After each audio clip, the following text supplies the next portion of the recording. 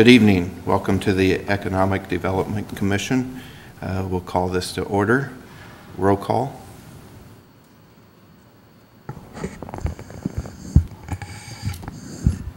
Brad Bailey. Here. Mike Kincaid. Present. Kevin Van Horn. Here. Thank you. Welcome. New business. Resolution 2018-1. Gateway Marketplace Project. Ben? Good evening, Commission members. I just wanted to take a couple of minutes just to give you a little bit of an overview on the project and where we stand currently. And then I'll turn it over to our friends from Krieg DeVault to talk a little bit more about the bond structure and some additional information from the resolution. I think we talked about this a little bit at a previous meeting. Lebanon Gateway Marketplace is about a 25-acre development at the southeast corner of State Road 32 and Interstate 65. This is anchored by a medical office building development, but then also has a series of outlots that are marketed for things like hotels, family sit-down restaurants, fast food, banks, etc. Just kind of your traditional retail type uses you might anticipate in a development like this. This is on a significant gateway into our community, the State Road 32 gateway, and this is a very important piece of that gateway. It's kind of the keystone piece of that gateway coming into our community.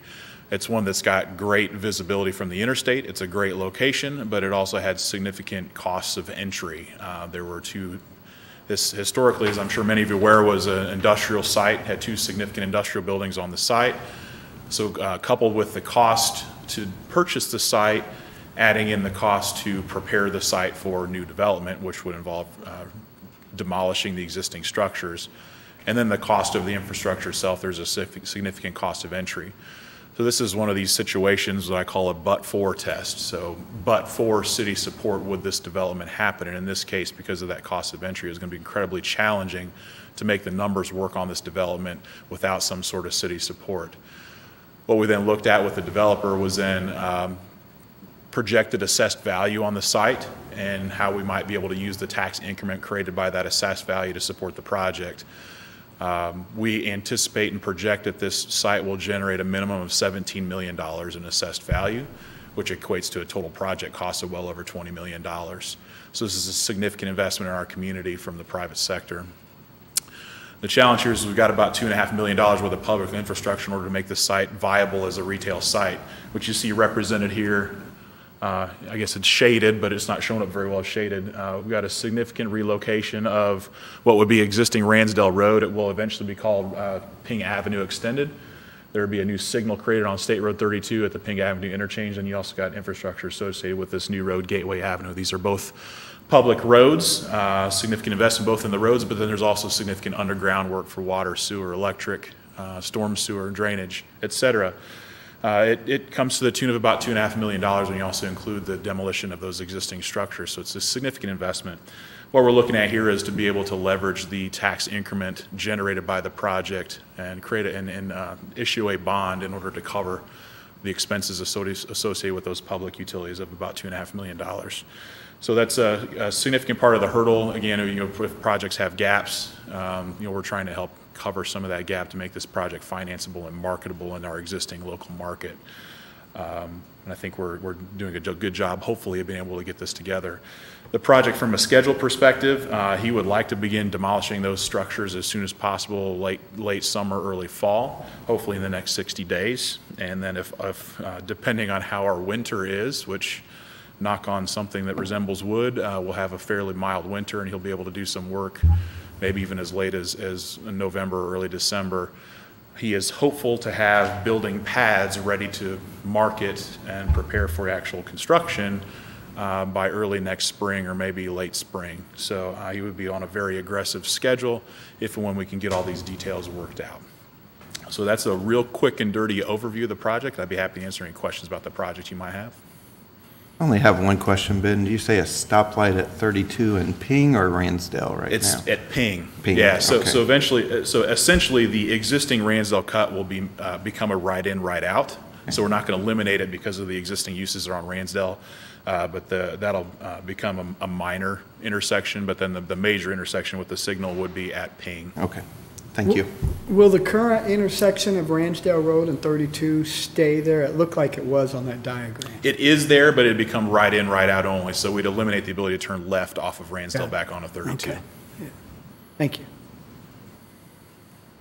Any other? So if you're heading west, you have to go to Ping Drive to turn left Correct. to get back to the school's bus depot. Correct.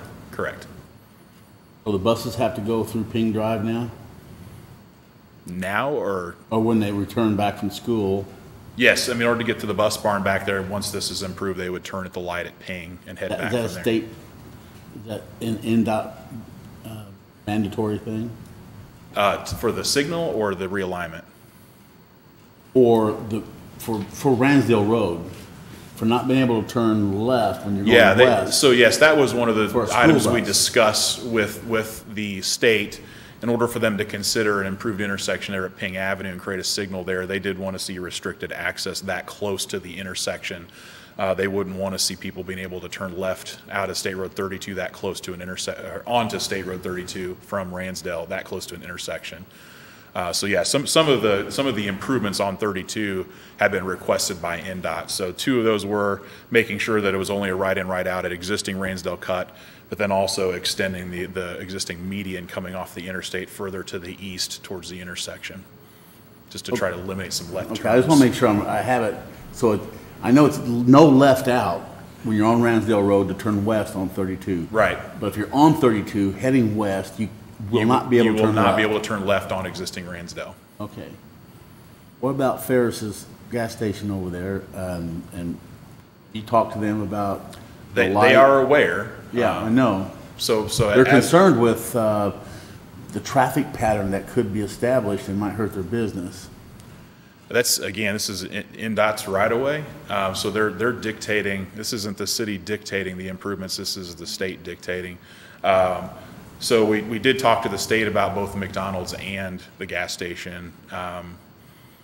And they had some questions for us and some back and forth discourse about that site. But as far as NDOT's concerned with the additional traffic that'll be created on the south, they want to restrict left turns both in and out of State Road 32 through that area, just to make it a safer area for turning movements.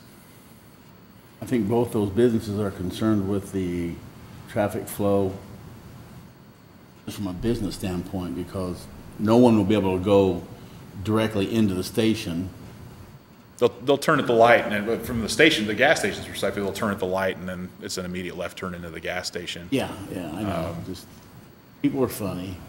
Yeah, When it it's comes to gonna buying change stuff, what they they're funny. do. Yeah, it's gonna change what they need to do in order to get to those sites, but they are still readily accessible.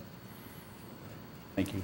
While the site is under construction with respect to the fire department, just south of 32 there on Ransdale Road. Oh, the Township Fire Department? Yep, the Township Fire Department.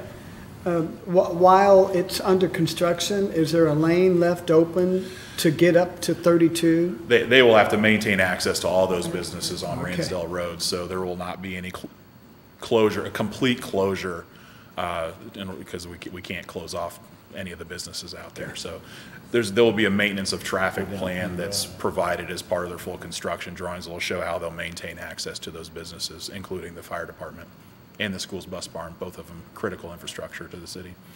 They're on Thank Ransdale you. Road. Does the school know about the buses, about the no left turn? I don't know if we've discussed it specifically with them, but we certainly can reach out to them. I'd make sure that they were we've- aware of that, yeah. We've probably had a half a dozen public meetings about this, public hearings about it, so. You know how that goes. I mean, it just, Sure. you know, they're going to be, you know, they're busy over in that area. Yeah, but really all it means is they have to drive another several hundred feet to the west and make the same left turn. It's not really going to change what they do that much. Rather than turning at Ransdale, they'll just turn at Ping. And they'll be at a light, so hopefully it makes the left turns a little easier because they'll have a signalized turn. But, you know, over there, I've been there when the buses are going in and out. Yeah. There's a lot of them. Yeah. Yep, it just means that they'll make it at a light as opposed to a non-signalized intersection. I'm hoping it makes it more efficient for them because they'll actually have a light that's directing their turns as opposed to just diving in traffic. Okay, thank you. With the buses and the fire truck going on Ping Street, there'll be no parking on Ping Street then? Oh, no, it's a commercial street, no parking's permitted there. That's all the questions I have. Any more for you, Mike? More for Kevin? No, thank you. Thank you, Ben. Thank you. Okay. Well, go ahead, Rob. Yep, Mr. President, Commission, so what we have before us today before you is Resolution 2018-01, which is a resolution of the City of Lebanon Economic Development Commission approving an economic development agreement, which we've called the Gateway Marketplace Project. And you've seen this agreement before. We had a prior meeting on it, but again, it states that the Lebanon Gateway Properties, which is the developer, desires to invest approximately $17 million in this project to redevelop real property generally located at the southeast quadrant of I-65 and State Road 32. And all that is to support a proposed mixed-use development, which is the project. The Economic Development Agreement is attached to this resolution as Exhibit A. And by this resolution, the EDC will determine that completion of the project is in the best interest of the citizens of the city and desires to approve the Economic Development Agreement. That the developer has to agreed to construct a project and fulfill its obligations as included in the Economic Development Agreement, and that the city desires to provide certain economic development incentives in connection with completion of the project. So this resolution, you would find that the Economic Development Agreement that's substantially similar to the one attached as Exhibit A here, and subject to final approval of the Common Council of the city, would be approved. And that the president of the EDC is authorized to execute the Economic Development Agreement and all other ancillary documents that are required, and that this resolution would be in full force and effect upon its passage. As you may recall, the Economic Development Agreement is the agreement that is entered into with the City of Lebanon, the Lebanon Redevelopment Commission, this commission, as well as the Lebanon Building Corporation, and again, the developer, the Lebanon Gateway Properties, LLC. So if there's any further questions, I'm happy to answer them, but I know we went through this before. I don't have anything. Nope, I don't either, thank No you. questions. Yeah, so we're seeking a motion on this resolution. On 2018-1? Yeah, make a motion, we approve Resolution 2018-1. I'll second it. I have a motion to approve by Mike and a second by Keith. Kevin, sorry. All in favor? Aye. Aye. Aye. All opposed? It passes.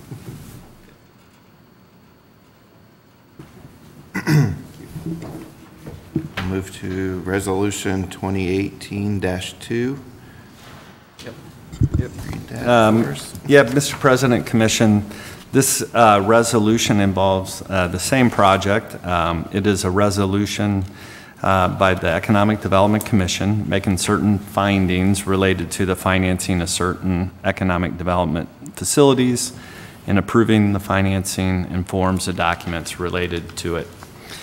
So there will be a public hearing here in a minute, but I thought it would be good to get a backdrop on this resolution and what the public hearing entails. So again, this resolution is fairly lengthy, and it describes certain aspects of what this Economic Development Commission will make certain findings, and those essentially, and I can go through them, but Section 1 talks about the statutory requirements. Section 2 talks about the project report.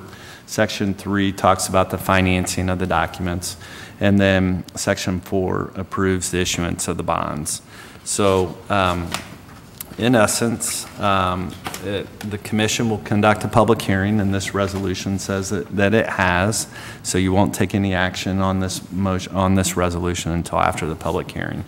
That the commission finds and determines, ratifies and confirms that the financing of the economic development facilities that are referred to as the financing documents, the issuance and sale of the bonds and the use of the net proceeds of the bonds will result in diversification of industry, creation and retention of business opportunities, and or retention of opportunities for gainful employment within the jurisdiction of the city, that it'll serve a public purpose and will be a benefit to the health and general welfare of the city, and it complies with the purposes and the provisions of Indiana law and is in the public's interest of the city to take such lawful actions as to be necessary and desirable to encourage the diversification of industry and the creation or retention of business opportunities as well as gainful employment, and that it will not have a material adverse competitive effect on any similar facilities already constructed or operating in or near the city. There is a project report that talks about it that will be attached and which you're approving in section 2, and it's and you've seen it. It's the proposed economic development facilities will consist of the projects that are listed in that report as Exhibit A, in which Mr. Bontrager highlighted some of those in which you've heard before. But those, again, will consist of road construction, water utility improvements, sanitary utility improvements, stormwater utility improvements, mass earthwork, and general site work and site preparation. The Commission estimates that the public works or services, including the public ways and the water, sewer, and street lights that are made necessary or desirable for this project is approximately $2.5 million, and that the Commission estimates the total cost of financing will not exceed $3.3 million, including capitalized interest, debt service, and other cost of issuance.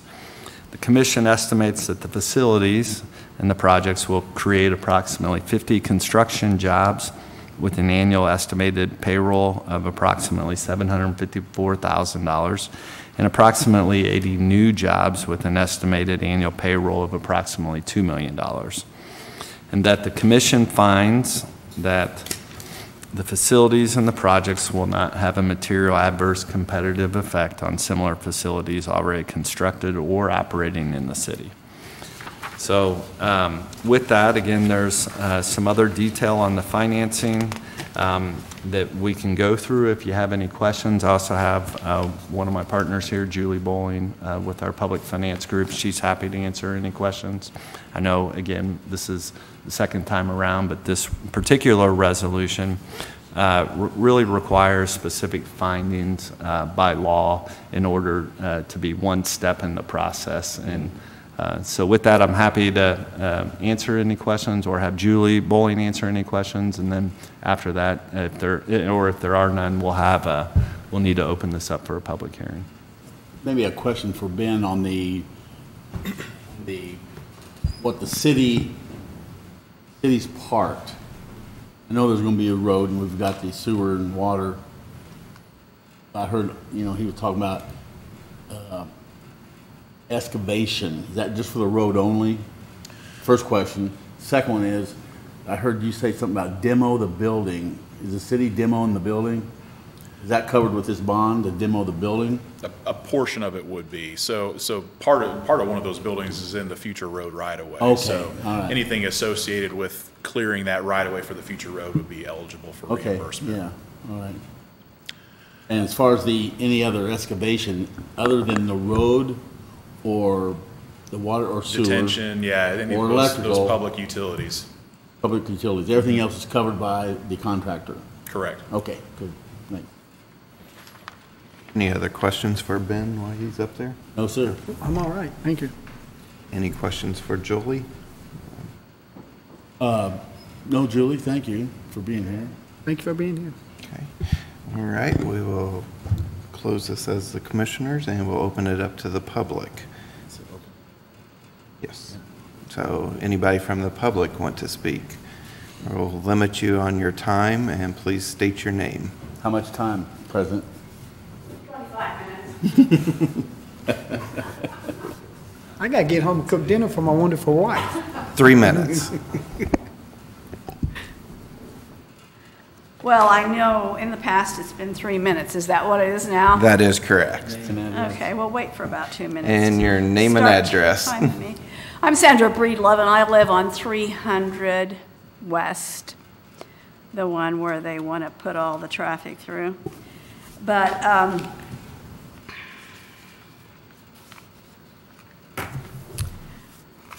in Indiana, roughly, there is $8 billion a year. Now, this is from 2016. I don't have a computer, so I can't keep up. This is Michael Hicks, the research economist from Ball State. He's the one that traveled all the states around us and then came back and told how bad Indiana roads were. But everybody pretty much knew that. So, roughly $8 billion per year in Indiana for new capital investments is abated from local property taxes. This cost every family in Indiana $2,500 annually. The benefit of demand for capital benefits or accrues to those who invest and those who transact capitals or money investment. The sum of this is that labor income as a share of the economy is down over the past 25 years, while wealth inequality has been fueled by huge capital or money gains. Taxes in all new development in the TIF district stay in the TIF, except for the base. I'm not going to go into that, for further development. While citizens and non-TIF businesses pay that share of the city's expenses, it's absolutely time to care about those citizens and businesses. In one school district, Greater Clark, the TIF taxes pay 10% to the schools. This is a community of, I don't know if it's still 16,000 or not, but you have 40% of your children require free or reduced lunch. That's something to think about. Sandra, do you have a question? Your time is about ready to run out. That would spell tax relief for the citizens. My point is you can use this money from the TIF to pay down this $300,000 debt that they're going to pay over 23 years, and it'll make a big dent, and it's the thing that you need to do for your citizens. Also, you can use it for the 10% for the schools, and instead of doing this. If he's going to spend $17 million, he can spend this much more to do this amount of work. And the citizens have been paying for the city expenses for all these years, which was obscured at the 4-H meeting I went to in the summer, that they talked about it. Oh, the money from the taxes goes to the state. The money from the taxes stays in the TIFs for the building of infrastructure. So I intervened, but it was never clarified that that's what happened. Okay. So it's time to think about your citizens and your businesses not in the TIF, instead of stuffing the money into investors' pockets. Are any of you invested in the bonds? No, ma'am. Any of you at all? No. Sorry Time- about that. For, I Time beg is your pardon? up. Thank you. Yeah. So none of you are invested? Okay. I'm not. Thank you. Thank you. Thank you. Anybody else from the public? California did away with their TIF in 2014. Hearing no other from the public, we'll close the One's public going hearing. down the tubes. Okay. Yeah, And, Mr. President, Commission, we're looking for action on resolution number 2018-02. I make a motion on resolution 2018-02 Second. to approve it. Thank you. Second. Motion by Kevin. And a second by Mike. Okay. All in favor for resolution 2018-2? Aye. Aye. All opposed? Motion approves. Any other business to come in front of the commission? No. All right, I make a motion to adjourn. Make a motion, we adjourn. You already did. Oh. Yes, yes, I did. Okay. And Mike seconded. We're adjourned. Thank you. Thank you.